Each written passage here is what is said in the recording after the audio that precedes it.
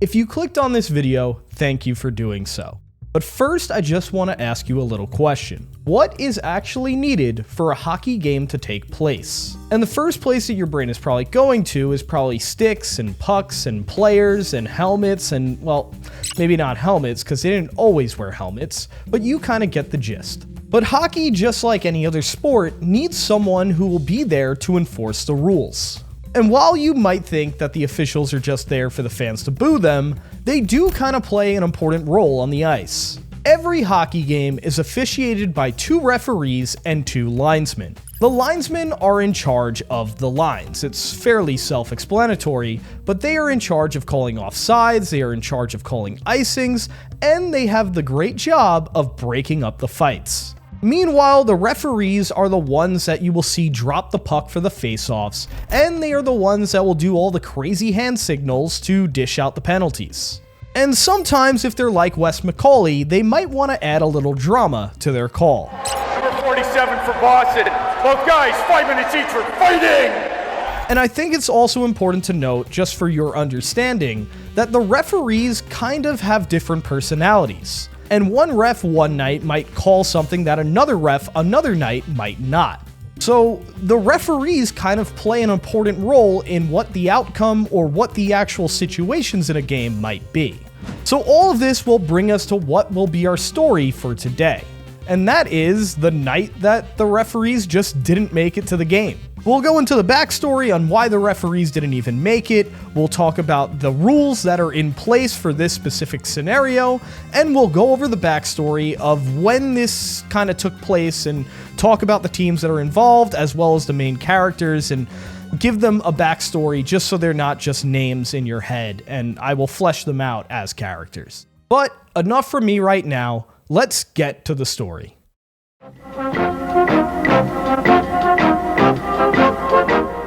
So it is the 1982-83 season in the NHL, and let me just give you a brief landscape of what the NHL is like at that time. The late 70s and throughout the entire 80s, it is the era of the dynasties. During the 82-83 season, the New York Islanders are on the search for their 4th straight cup. And prior to the New York Islanders, there was the Montreal Canadiens, who had put together a massive streak of their own. And there will be a 3rd team that will enter the conversation after they get this guy named Wayne Gretzky. I'm not sure if you've heard of him, but he was pretty good. His Oilers will actually end the Islanders' search for their 5th cup in 1983-84, which will spark a dynasty of their own. So teams around the league are looking to build the next great dynasty. And it just so happens that 1982-83 will be the first season for the New Jersey Devils. But their dynasty, or golden era if you would like to call it, doesn't come till much later down this timeline. You see, the New Jersey Devils were the final destination for 2 previous failing franchises. The first of those 2 franchises were the Kansas City Scouts, who entered the NHL in 1974 as part of the NHL's expansion. And those Kansas City Scouts were horrible. They were miserable. They actually set a NHL record at the time for the most amount of games without a win. 27 games. That is 27 games in a row where they did not receive a W in the win column. So those Scouts would pack their bags and move to Denver, where they would become the Colorado Rockies. And for the baseball fans that are watching this video, you might recognize that name. That is a current team in the MLB. But at the time, in the late 70s, that was actually a hockey team. That's where they got the name from. But unfortunately, the Hockey Rockies and their brand of Rocky hockey just never seemed to pick up steam. They would only make the playoffs once during their 6 years of existence and were just decimated by the Flyers in their only playoff berth. So in 1982, a man named John McMullen comes along. He was a former naval architect who was building warships in New York, who had kind of transitioned to rebuilding sports franchises instead. In 1979, he had purchased the Houston Astros and had turned them into a pretty respectable franchise.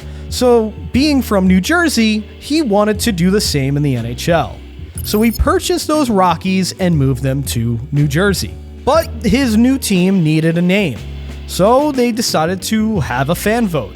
And the one name that stuck out to every fan and was the one that was unanimously voted was the Devils.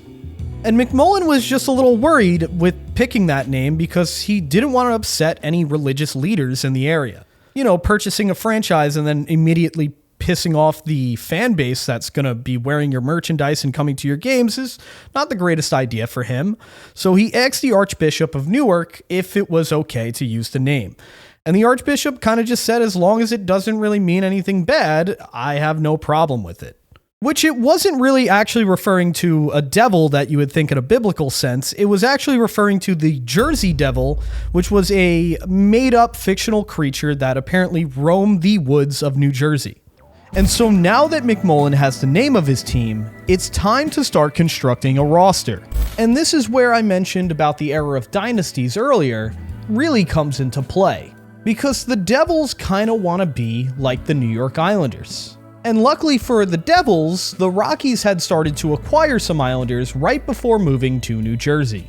First, the Rockies would acquire a tandem of Islanders in Steve Tambellini and Glenn Chico Resch, both of whom had just won a Stanley Cup with the Islanders in 1980. Then only a couple months later, they would make another trade for respected Islanders defenseman Bob Lorimer. So heading into their inaugural season, they decided to add another former Islander. And this acquisition that they will make from the Islanders is going to be a central part of this story, and that is Garry Howatt. You see, Howatt was a small and tough forward for the Islanders, winning cups with them in 1980 and 1981 before being traded after piling up a large amount of injuries. You see, going into the playoffs so often and going deep kind of takes a toll on your body. So although the Devils would sign Howatt, he didn't really play for them much in their inaugural season. But around the middle of the season, Howatt had started to feel a bit better. He started going on the road with the team and was hoping that the coach would maybe call his name sometime soon. And his name would be called. It just wasn't in the way he expected. So it's January 15th, 1983. And the New Jersey Devils are traveling to Hartford to play the Hartford Whalers. You see, referee Ron Fournier and linesman Dan Maruelli, I don't know if I'm pronouncing it right, sorry. You see, these two officials had just finished officiating a game in Boston for the Boston Bruins the previous night. And their plan was to wake up in the morning and drive from Boston to Hartford to make it to their next scheduled game that they had to officiate the next night. The issue is, when they woke up in the morning, a snowstorm was ravaging the New England area, affecting not only Boston, but also Hartford. So with massive amounts of traffic and pretty much no other way to get there, they had to brave the storm. Now, I do gotta fill you in on something real quick. I did sort of lie to you earlier. Up until 1999, the NHL only had 3 officials. They did still have 2 linesmen that were in charge of the lines, but they actually only had 1 ref that was in charge of the whole entire ice. So these referees would have to be pretty conditioned to skate back and forth up the ice all game. So in 1999, they decided to go to a 2-referee system, which each referee having their own zone instead of having to worry about the whole ice. And this does kind of create an issue if the 2 officials are stuck in a snowstorm, because there will be only 1 person trained to officiate the game that will make it to the arena. That 1 official ends up being linesman Ron Foyt, who makes it to the arena and sees that the other 2 officials aren't there and starts to freaking panic.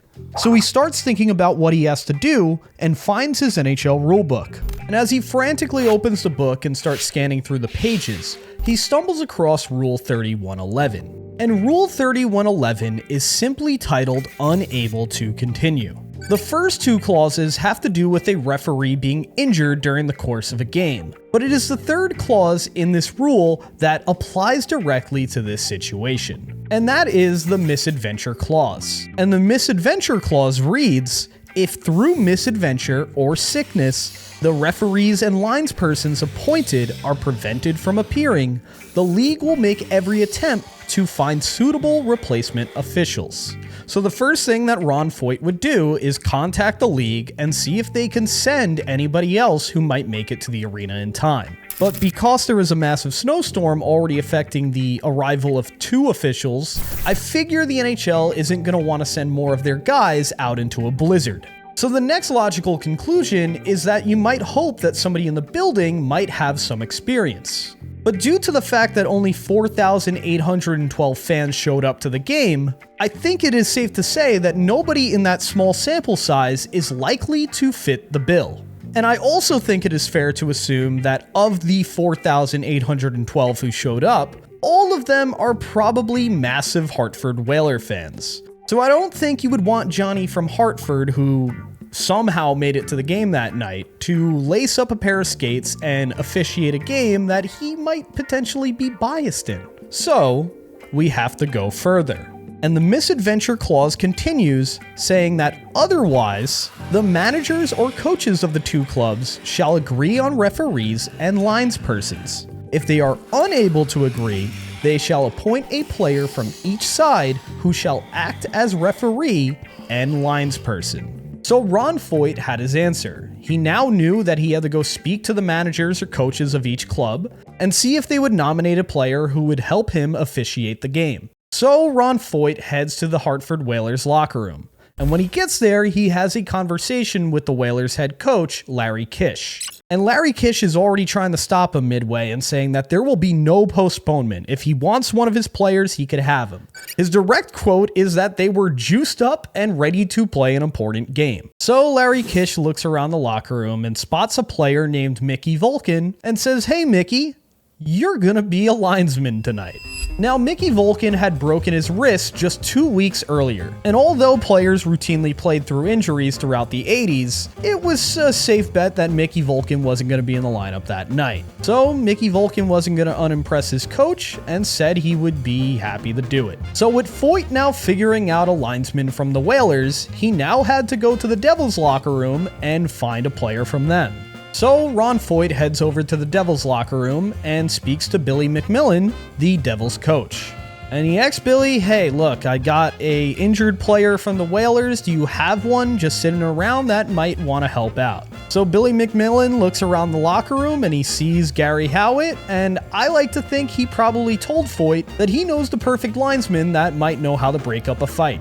So Foyt had his two replacements, but he had to teach these guys all the basics as quick as he possibly could. And as he's scrounging around looking for some black and white officiating uniforms, he simply can't find any. So he just grabs a pair of Hartford Whaler practice jerseys and a pair of Hartford Whalers practice pants and tells Vulcan and Howatt to get dressed and meet him on the ice for their training session. And so the attendance of 4,812 got to see something that even Gordie Howe says he had never seen before. And if you don't know who Gordie Howe is, he literally has the nickname Mr. Hockey. This guy played until he was like 50. Here he is with an 11-year-old Wayne Gretzky, and here he is playing against Wayne Gretzky at 51 years old. He played his first game in 1946 and played his last game in the 1990s. So it is safe to say that Gordie Howe has seen a lot of hockey. So if he says he hasn't seen something, it is unbelievable. And I think it's also important to note that Ron Foyt is not a referee. Once again, I said he was a linesman. So not only are his replacement linesmen learning on the job, but he himself is learning how to be a referee at the NHL level during this game. Sure, he probably has a lot of familiarity with the role of a referee, but he himself has never actually fulfilled that role, at least not at the NHL level from what I can find. But as the saying goes, the show must go on. So Ron Foyt is teaching them whatever he can and getting them prepared and hoping that it doesn't get out of hand. So the puck drop is scheduled to be on time, and the Hartford Whalers management actually tells the fans that are up in the cheap seats to come on down and enjoy a nice view of the game. You know, there's something happening on the ice that nobody has really ever seen before. And so the game starts, and the players have to find a way to focus on a game that is being played at the highest level of organized hockey and not be distracted that two of their friends and teammates are on the ice now in charge of making the rules. In fact, after the game, Hartford Whalers goalie Greg Millen would say it was very hard for all of the players to concentrate. And like everyone else, he had never seen anything like it.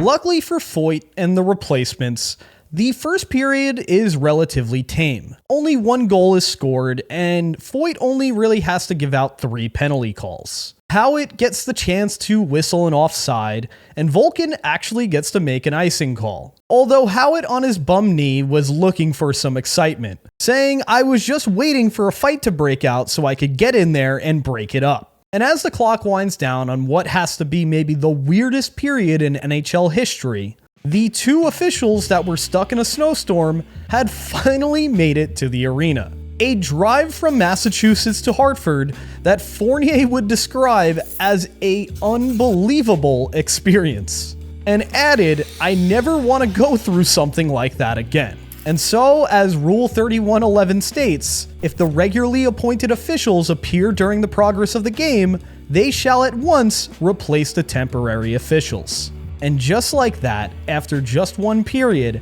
Howatt and Vulcan's officiating career would come to an end. But it is tremendously funny how this game would be decided. Because if you know anything about the NHL, you know that the officials are sometimes incompetent. Because in the third period, the game was decided by Ron Fournier making a call that confused everyone on the ice. You see, in the NHL, you cannot play a puck with a high stick. And a high stick is defined as playing an airborne puck that is higher than shoulder level. When a puck is played with a high stick, the ref usually shoots his arm up in the air to signal that there was a high stick. If any player on the team that committed the high stick touches the puck next, the ref will blow the whistle. But if a player on the other team was the next one to touch the puck, then play can continue. And so when Devils forward John Wenzik had played a puck with the high stick, Ron Fournier shot up his arm to indicate. So when Whalers forward Ron Francis was the next one to touch the puck, Ron Fournier just dropped his arm. But the Devils were expecting a power play. So they were just left standing still as Ron Francis just skated in and scored the game-winning goal. Now, it's probably on the Devils to understand what the situation was and that there had been a high stick and that they weren't about to get a power play, but it is really funny that there was a controversial moment that decided this game that didn't happen when the replacement refs were on the ice, but when the actual refs were in the building. Now, there is just a couple more things that I definitely do want to hash over real quick. And one of them has to do, again, with Rule 3111, which was a line that said the player of the home club would act as a referee and the player of the visiting club would be the linesman. Now, that rule would only come into effect if both teams couldn't agree on replacement officials. But Ron Foyt had an idea and just was like, let me referee the game and just keep the guys on the lines, they won't mess that up. And while there is no other cases of 2 players suiting up to be the linesman in a game that at least I can find or that even Gordie Howe can remember, it is fairly certain that the home team player being the referee has almost certainly never happened in the NHL. And if you want to get into the even more absurd, the next night, the Devils would have Rule 3111 come into play again. But this time it wasn't the last clause, it was the second clause that would come into effect. You see, the next night, the referee for the game, Dave Newell, would actually fracture his wrist during the game. And so one of the linesmen would take his place and the game would continue with just one ref and one linesman, which is also something that just barely ever happens. And of course, in just the way the absurd works, it just had to happen on back-to-back nights. And one final thing that I read while researching this video was this quote that showed up in one of the newspapers. The quote reads that one commentator suggested that the NHL should resort to this tactic, having 2 players take over as linesmen occasionally in order to reduce violence. They then expand and say that the problem would be finding players who are in good enough shape to skate the full 60 minutes and still have enough breath left over to blow the whistle. Which I just find is really funny that we're talking about professional athletes. And you would probably never say that today, as any NHLer can probably skate 60 minutes without much of a problem. But back in the 80s, these guys were, let's just say these guys weren't as athletically gifted. There were a couple guys who maybe, would handle themselves in a bar fight and would end up on the ice, So I just found it really funny that the general consensus at the time was that the players weren't in good enough shape to do that, but the referees were. So I just found that really interesting and just wanted to share that, even though it didn't really apply too much. But with that, you have the story of probably the weirdest period that has ever happened in NHL history. And you now have your answer for what would happen if the referees didn't show up. So the next time that there might be a snowstorm in your area or some sort of natural phenomenon, and there's a hockey game going on nearby, you might want to go and check out what could be history. Because it's the little oddities that happen in the game that just keep it so interesting. So I hope you found enjoyment in this, and I hope you learned something along this way. I really had a fun time researching this, and I hope you learned something along the way that you didn't know, and I hope you could share that knowledge or even share this video with a friend that you think might like it. If you haven't already and you did really enjoy this video, please subscribe. I intend on making many more videos just like this. But thank you once again. I genuinely, sincerely mean it. Thank you.